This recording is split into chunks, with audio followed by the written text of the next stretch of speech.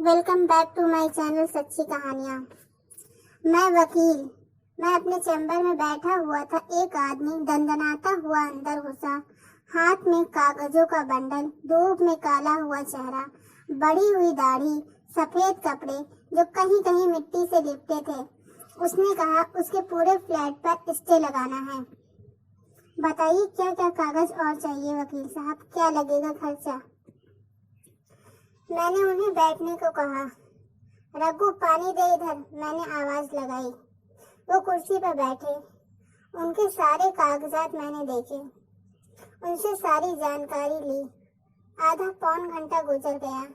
मैं इन कागजों को देख लेता हूँ, आपकी केस पर विचार करेंगे। आप ऐसा कीजिए बाबा, शनिवार को मिलिए मुझसे। 4 दिन बाद वो फिर से आए, वैसे ही कपड़े, बहुत चिंतित लग रहे थे। अपने भाई पर गुस्सा थे बहुत। मैंने उन्हें बैठने का कहा। वो बैठे। ऑफिस में अजीब सी खामोशी गूंज रही थी। मैंने बात की शुरुआत की। बाबा, मैंने आपके सारे पेपर्स देख लिए। आप दोनों भाई, एक बहन, माँ बाप बचपन में ही गुजर गए। आप 9वीं पास हैं, छोटा भाई इंजीनियर। आपने कहा कि छोटे भाई की पढ़ाई के लिए आपने स्कूल छोड़ा, लोगों के खेतों में दिहाड़ी पर काम किया। कभी अंग भर कपड़ा और पेट भर खाना आपको मिला नहीं, पर भाई की पढ़ाई के लिए पैसा कम नहीं होने दिया। एक बार खेलते खेलते भाई को किसी बैल ने सींग घुसा दिया। लहूलुहान हो गया आपका भाई। फिर आप उसे कंधे पर उठाकर 5 किलोमीटर दूर अस्पताल ले गए। सही देखा जाए तो आपकी उम्र भी नहीं थी ये समझने की, पर भाई में जान बसी थी आपकी। माँ बाप के बाद मैं ही इनका माँ बाप हूँ, ये भावना थी आपके मन में। फिर आपका भाई इंजीनियर में अच्छे कॉलेज में एडमिशन ले पाया। आपका दिल खुशी से भर हुआ था। फिर आपने मरते दम तक मेहनत की। 80,000 की सालाना फीस भरने के लिए आपने रात दिन एक कर दिया। बीवी के गहने गिरवी रख के, कभी साहूकार से पैसा लेकर आपने उसकी हर जरूरत पूरी की। फिर अचानक उसे किडनी की तकलीफ शुरू हो गई। डॉक्टर ने किडनी निकालने का कहा। तुमने बिना सोचे समझे अगले मिनट में अपनी किडनी उसे दे दी। कहा कल तुझे अफसर बनना है, नौकरी करना है। कहाँ कहाँ घूमेगा बीमार शरीर लेके, मुझे गांव में ही रहना है। एक किडनी भी बस है मुझे, ये कहकर किडनी दे दी उसे। फिर भाई मास्टर्ड के लिए हॉस्टल में रहने गया। लड्डू बने, देने जाओ। खेत में मकई खाने तैयार हुई, भाई को देने जाओ। कोई तीज त्योहार हो, भाई को कपड़े को करो। घर से हॉस्टल 25 किलोमीटर, तुम उसे डिब्बा देने साइकिल पर गए। हाथ का निवाला पहले भाई को खिलाया तुमने। फिर वो मास्टर्स पास हुआ, तुमने पूरे गांव को खाना खिलाया। फिर उसने शादी कर ली, तुम सिर्फ मेहमानों की तरह वहां पर गए। उसी के कॉलेज की लड़की जो दिखने में एकदम सुंदर थी, भाई की नौकरी लगी। 3 साल पहले शादी हुई। अब तुम्हारा बोझ हल्का होने वाला था। फिर किसी की नजर लग गई आपके इस प्यार को। शादी के बाद भाई ने आना बंद कर दिया। पूछा तो कहता मैंने बीवी को वचन दिया है, घर पैसा देता नहीं।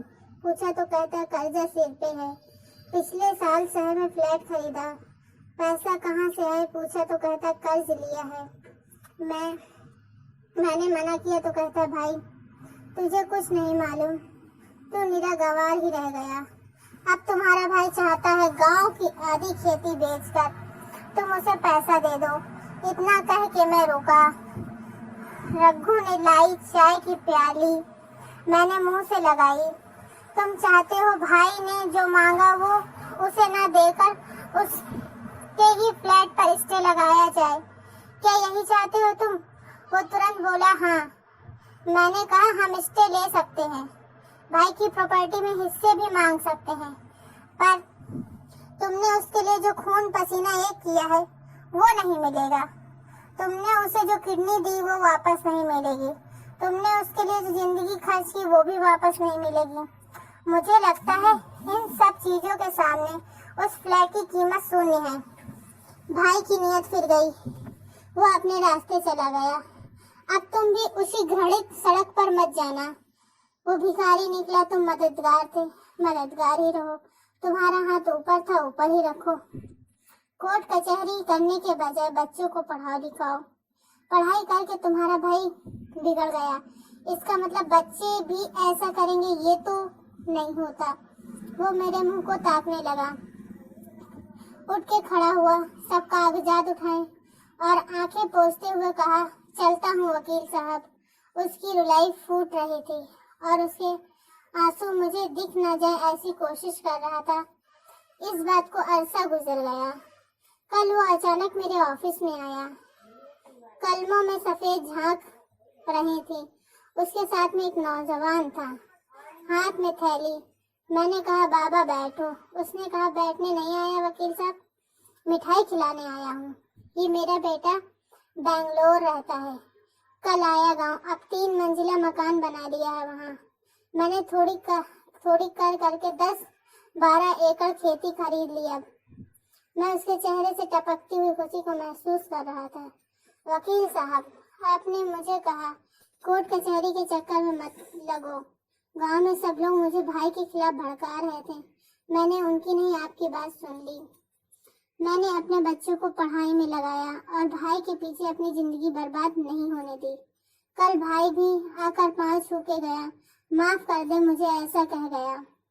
मेरे हाथ की मिठाई हाथ में ही रह गई। मेरे आंसू टपक ही गए। आखिर गुस्से को योग्य दिशा में मोड़ा जाए तो पछताने की जरूरत नहीं पड़े कभी। ऐसी और कहानियां सुनने के लिए मेरे चैनल को सब्सक्राइब करें।